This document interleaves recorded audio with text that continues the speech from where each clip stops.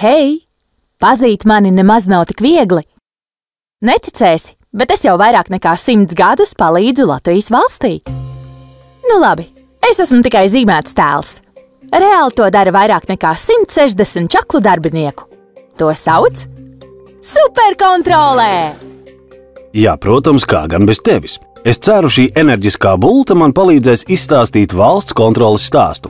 Varbūt tā palīdzēs iedziļināties un uzzināt ko vairāk. Mūsu stāstam izmantosim visus pieejamos līdzekļus, lai padarītu to pēc iespējas saprotamāku. Nē, aizraujošāku. Valsts kontrole ir izveidota gandrīz reizē ar Latvijas valsti 1918. gada 2. decembrī. Tātad jau 2 nedēļas pēc neatkarīgas valsts pasludināšanas tās veidotāji saprata, ka ir lielas iespējas valsts naudu iztērēt nepareizi. Vai varbūt kāds to gatavojās piesavināties? Kas? Kur viņš ir? Mierīgi. Tā ir tikai laba izpratne par iespējamo problēmu. Kā viņi tik ātri to saprata? Tam bija vairāki iemesli. Viens iemesls – naudas valstī jau tā nebija daudz un gribējās, lai tā tiek tērēta pēc iespējas atbildīgāk. 1919. gadā, paziņojot pagaidu valdības deklarāciju, Kārlis Ulmanis valsts kontroles funkcijas skaidroja šādi. Sevišķi jāuzsver, ka, lai varētu radīt valsts dzīvei drošus pamatus un šos pamatus uzturēt arī nākotnē, tad visās valsts nozarēs jāpieturas pie visstingrākā taupības principa, it īpaši pārvaldes izdevumos. Tātad viņi vienkārši gribēja būt taupīgi. Skaidra lieta. Otrs iemesls – Latvijas dibinātāji neizgudroja riteni no jauna. Iestāde ar valsts kontroles funkcijām mūsu valsts teritorijā pastāvēja arī tad, kad Latvija bija cāriskās Krievijas sastāvā. Problēma – sākotnēji veidojot Latvijas valsts kontroles pamatus, lielā steigā daudz kas tika pārņemts no iepriekšējās pieredzes. Sākotnēji valsts kontrolieris piedalījās ministru kabineta sēdēs un būtībā bija kā viens no ministriem, tā teikt, savējais. Taču ātri kļuva skaidrs, gan no reālās dzīves, gan iepazīstoties ar vakar Eiropas pieredzi.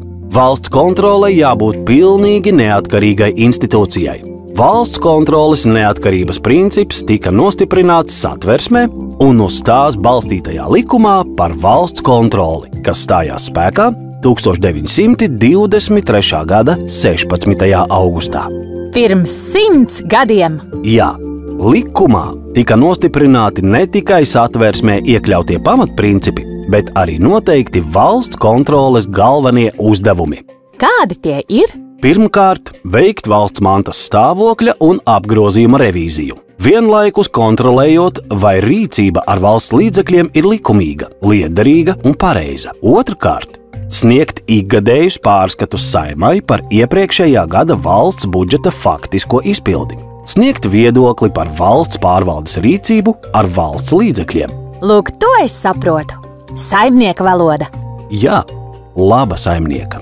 Būtībā valsts kontrole ir pilnīgi neatkarīga struktūra, kurai neviens neko nevar pavēlēt. Ne ministru prezidents, ne valsts prezidents, ne armijas virspavēlnieks. Citādi tas nestrādātu. Bet viņi visi var rakstīt lūgumus un piedāvāt idejas revīzijām. Nu, protams. Ir vēl kāda būtiska burvju nūjiņa, kas tika piešķirta valsts kontrolei tās izveidošanas laikā. Tā drīkstēja pieprasīt no iestādēm atmaksāt valstī nesaimnieciski izlietoto naudu, reizēm kabatā iebāzto, reizēm nolaidības rezultātā zaudēto. Valsts kasē pēc valsts kontroles uzrēķiniem 10 gadu laikā tika atgriezti gandrīz 4 miljoni latu. Daudz teiks, lūk, tāpēc arī sākotnēji Latvijas republikā viss bija kārtībā, kāpēc tagad tā nevar būt? Būtībā arī tagad valsts kontrole var pieprasīt naudu atmaksāt, bet tikai precīzi definētos pierādāma pārkāpuma gadījumos. Savukārt, ja tiek atrasti krimināli pārkāpumi, kuros nepieciešama tālāka izmeklēšana, lietas tiek nodotas policijai un prokuratūrai. Katrs dara savu darbu. Jā, katrs dara to, ko prot vislabāk. Iespējams, ka tev, skatītāji, izdzirdot vārdus valsts kontrole, prātā nāk grāmatvežu armija, kas iesoļo kādā ministrijā, sāk šķirstīt biezas mapes un salīdzina ciparus sākumā un beigās. Taču valsts kontroles darbinieki sen vairs nav tikai zinoši grāmatveži. Jā, protams, katru gadu tiek veiktas vairāk nekā 20 finanšu revīzijas, un tajās arī tiek atrastas kļūdas un neatbilstības. Taču pastāv vēl 2 revīziju veidi. Jā, tie arī ir ļoti aizraujoši. Kā nu kuram? Bet tev pilnīgi noteikti. Viens veids ir atbilstības revīzija, kurā tiek pārbaudīts, vai konkrētajā jomā viss tiek darīts godīgi un atbilstoši plānotajam. Otrs veids ir lietderības revīzija, kurā tiek pētīts, cik jēgpilni tiek tērēta valsts nauda. Lietderības revīzija ir salīdzinoši jauns revīziju veids, kurā valsts kontroles darbinieki ir sasnieguši labu līmeni pasaules mērogā un regulāri apmāca tuvāku un tālāku valstu speciālistus. Tas ir mūsu smadzeņu eksports. Latvija var! Kā tad notiek mana mīļā lietderības revīzija? Haha, es jums tūlīt parādīšu. Jā, noteikti parādi, bet izmantosim kādu līdzību. Ja agrāk dzīve likās vienkārša un saprotama, melns ir melns un balts ir balts, un tie neietekmē viens otru, tad mūsdienās daudz vairāk uztveram lietas un notikumus savstarpējā saistībā. Tieši tā ir valsts kontroles darba modernā superspēja – ieraudzīt lietas savstarpējā saistībā. Veicot pārbaudi, tiek pētīts, vai viss darbojas kā iecerēts, kur ir vaina, ja nedarbojas, un kas jāmaina vai jāuzlabo, lai darbotos.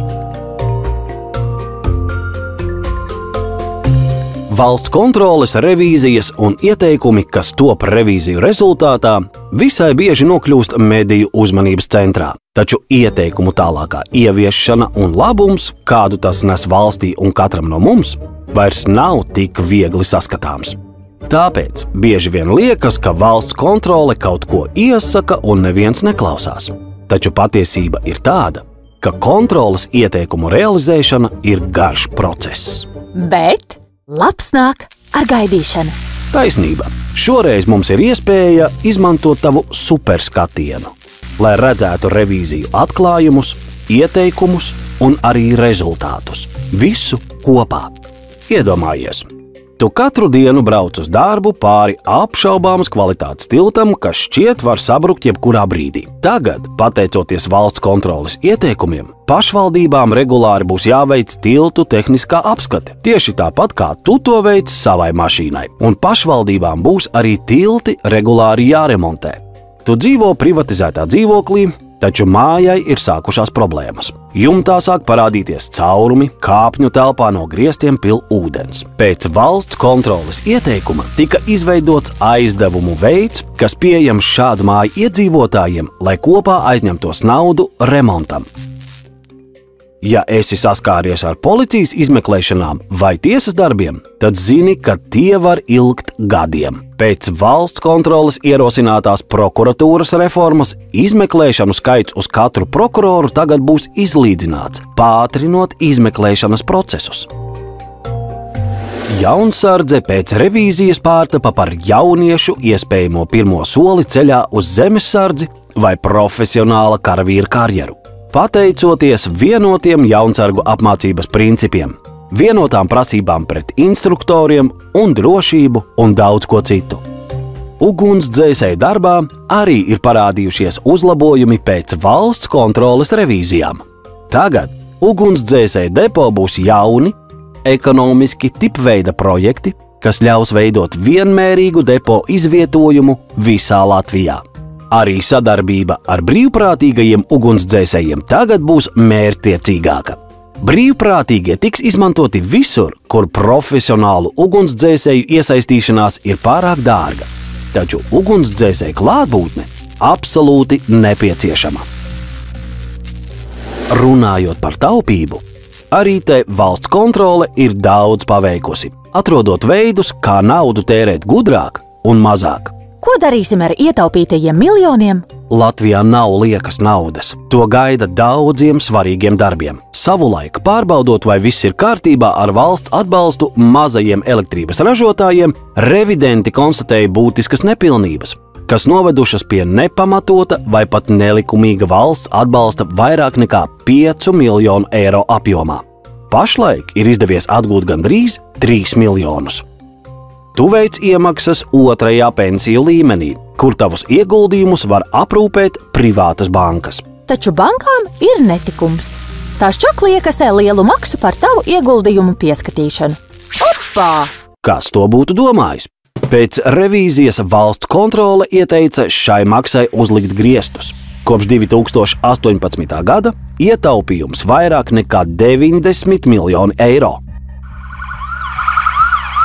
Katrs no mums ir redzējis pa ielu aizbraucam ātro palīdzību. Vai arī reizēm pats tādā esi devies uz slimnīcu. Revīzijā valsts kontrole konstatēja, ka mašīnas dienestam tiek izīrētas no kādas akciju sabiedrības finansiāli neizdevīgi. Pēc ieteikumu ieviešanas neatliekamās medicīniskās palīdzības dienests pats sevi nodrošina ar nepieciešamajām mašīnām. Rezultāts – prognozētais ietaupījums 7 gados – 3,6 miljoni eiro. Tātad, ar valsts kontroles ieteikumu panākto naudas ietaupījumu ir daudz. Taču ne jau visu var izmērīt naudā. Jā, ir paveiktas būtiskas lietderības revīzijas, kas iekustinājušas domāšanas maiņu daudzās jomās. Pētot, kā skolas un citas atbildīgās iestādes strādā ar bērniem ar uzvedības traucējumiem, valsts kontrole atklāja, ka tā vietā, lai strādātu ar šīm problēmām laikā, kad bērniem ir tikai 4–5 gadi un viņiem var viegli palīdzēt, visbiežāk uzvedības problēmas tiek atstātas novārtā, un kad šādi bērni sasniedz pusauģu vecumu, nepieciešamie risinājumi jau ir daudz sarežģītāki. Ir jāpalīdz mazajiem un viņu ģimenēm, cik varam. Turklāt ir svarīgi laicīgi apzināties problēmu. To mēs arī darām. Lieliski! Kaut kas no pilnīgi citas jomas. Tev patīk lūši? Jā, skaisti lieli kaķi. Tikai nekad neesmu nevienu redzējusi ārpus zoodārza. Arī Latvijas mežos šie cēlie dzīvnieki vēl ir saglabājušies. Taču reti kurš tos ir redzējis. Revidējot medījamo sugu apsaimniekošanu, valsts kontrole ieteica apsvērt lūšu izslēgšanu no medījamo sugu saraksta. Rezultātā tas arī noticis. Atlikušie lūši tagad ir drošībā. Urā! Latvijas saimniecība ir liela, un valsts kontrolei darba ir daudz. Sadalot sīkāk visas 14 ministrijas un pārējo publisko sektoru, valsts kontroles revidējamo vienību skaits pārsniedz 800. Gadā valsts kontrole ar saviem aptuveni 160 darbiniekiem spēj veikt vairāk nekā 40 revīzijas. Tāpēc rūpīgi vērtējam riskus visās jomās, lai noteiktu, ko revidēsim. Protams, visbiežāk tiek revidēti tie, kuriem tiek vairāk naudas, taču revīziju cēlonis var būt arī iedzīvotāju ieteikuma vēstules, tai skaitā valsts prezidenta. Arī tavas idejas skatītāji var noderēt. Labi, man jāķers pie darbiem. To, kā jau jūsu superkontrolē parasti, ir ļoti daudz. Paldies par uzmanību! Šādā neparastā formā filma tapusi, iztērējot 3 reizes mazāk, nekā tas būtu pēc pašlaik pieņemtajiem industrijas standartiem, visu materiālu filmējot vai animējot tradicionāli. Tā ir lietderīgāk.